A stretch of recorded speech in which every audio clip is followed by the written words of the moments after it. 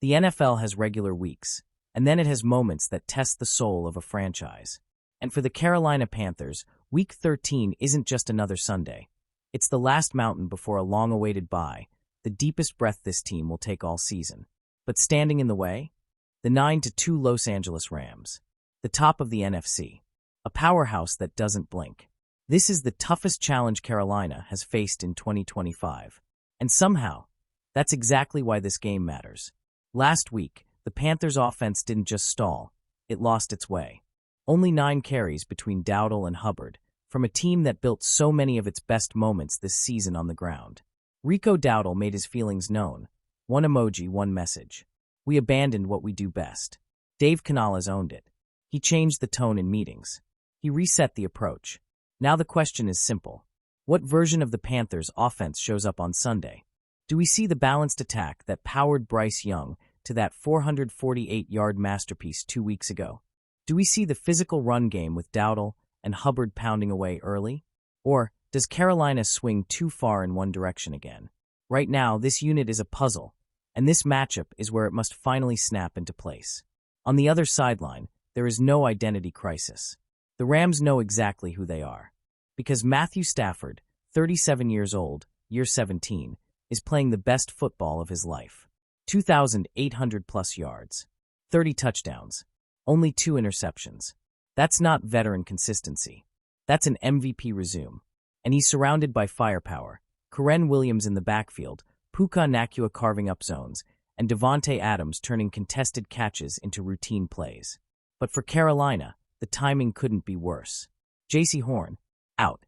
Trayvon Moehrig, out. Christian Rozeboom, out. This defense has been trending upward, but to slow down this Rams offense, Ejiro Evero is going to need a masterpiece.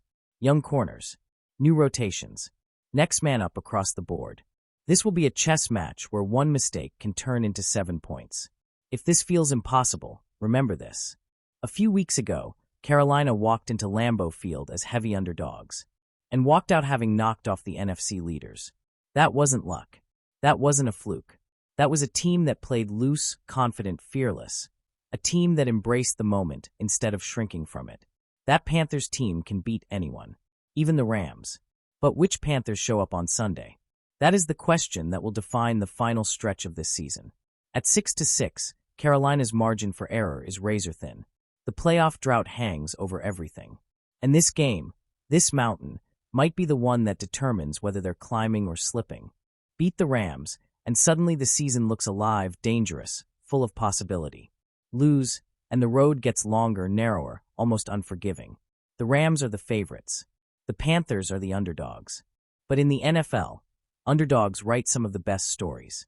And on Sunday, in front of their home crowd, with a bye week finally on the horizon, Carolina has a chance to write another one. Panthers, Rams, Week 13. Let's see what happens when desperation meets opportunity. So now I'll throw it to you, Panthers fans. Which version of this team do you believe shows up on Sunday? The confident, fearless group from Lambeau, or the one still searching for itself? Drop your thoughts in the comments, predictions, concerns, whatever you're feeling heading into this one.